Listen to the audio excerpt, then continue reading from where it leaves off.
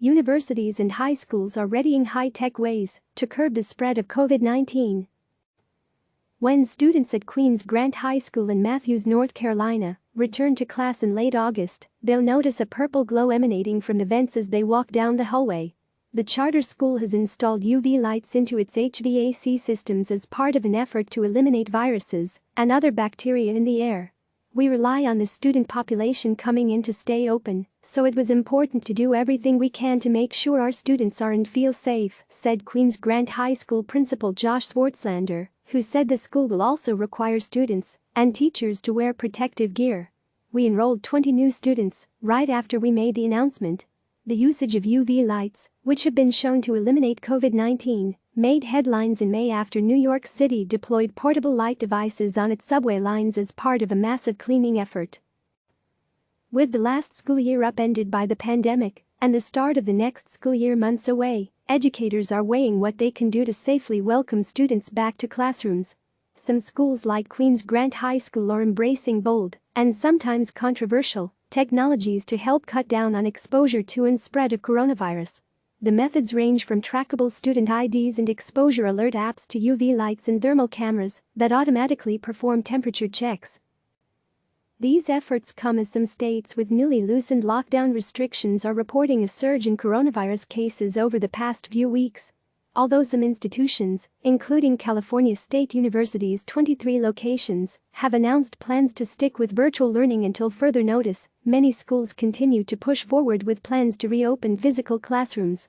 There is a risk and reward with reopening the campus. Some say it's not worth it, and remote learning is still the way to go, but there are clear benefits to being on campus, said Robert Robbins, president of University of Arizona, which will be welcoming students back in the fall.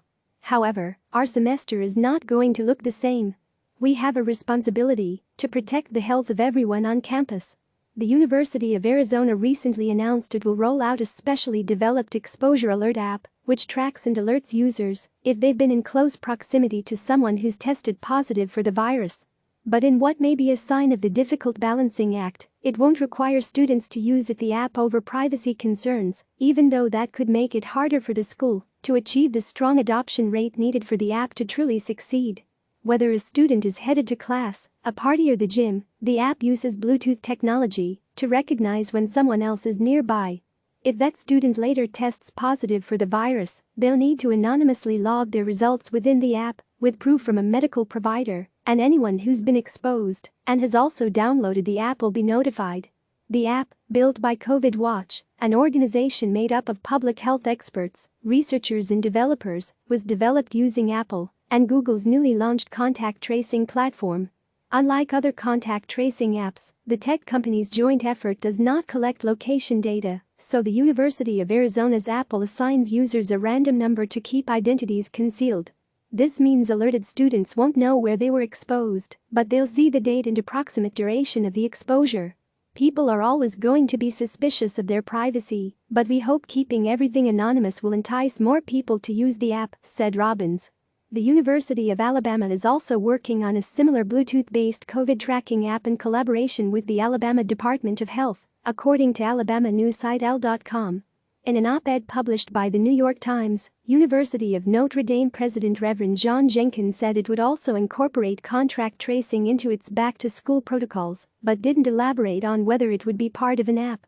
According to a recent study conducted by Johns Hopkins University, about 60% of respondents said they would anonymously share their positive COVID-19 test result via a contact tracking app. At the same time, some critics argue schools should exercise caution when rolling out contact tracing-like technology, even if the intention is to keep students and faculty safe and healthy. There are tried and true methods of contact tracing, where medical professionals are directly involved, but anonymized data can be used in unexpected or abusive ways, as it's possible to de-anonymize it, said Evan Greer, deputy director of digital rights nonprofit Fight for the Future.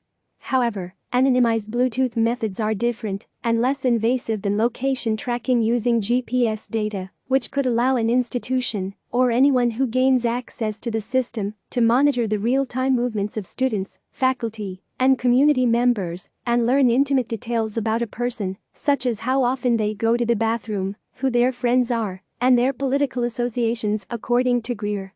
This type of surveillance is picking up in the corporate world to confront the health crisis too. Car manufacturer Ford has given its employees Bluetooth wristbands that buzz when standing too close to someone else, and consulting firm PricewaterhouseCoopers is testing a phone tracking app at its Shanghai office that knows how far apart people are in the office. Some companies are even using thermal cameras that automatically check for elevated body temperatures. However, the World Health Organization states on its website thermal cameras may be effective in detecting if someone has a fever, but they cannot screen for COVID-19. All forms of technologically enhanced contact tracing should be voluntary, Greer said. There are significant civil rights and civil liberties concerns with employers requiring employees to wear trackers or be subjected to other forms of invasive surveillance in order to have a job. The fear is that these efforts can gradually shift away from their original use cases to other forms of monitoring, such as keeping an eye on employee productivity. Workplace surveillance like this would likely exacerbate existing forms of on-the-job discrimination, Greer said. It's not just tech giants building these tools now. Corporate badge tracking company RightCrowd has developed identification cards for students and teachers that flash if someone is standing within 6 feet of someone.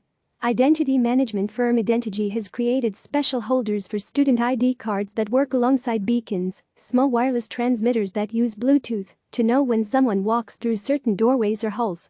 The data could reveal which students were close to someone who later tested positive for the virus. Both companies said they're in talks with colleges to roll out the features. 100% of the schools we're working with are concerned about preserving the college culture, and we are too, said Matt Birnbaum, general manager of Identigy. A student would use their ID card just like they've done in the past, so it will be a passive experience, not one like Big Brother. In Beijing, some schools are using wearable bracelets to monitor the body temperatures of its students, and that data is stored in a corresponding app. Meanwhile, students in Taiwan have built robots out of Legos that spray sanitizer into hands. We've decided to take an any and all means necessary approach to keeping our students and faculty healthy on campus, said Principal Swartzlander, whose charter school is using the UV lights. Lights in the vents may look strange, but we're open to most things to keep our community safe. Click subscribe to receive the latest news.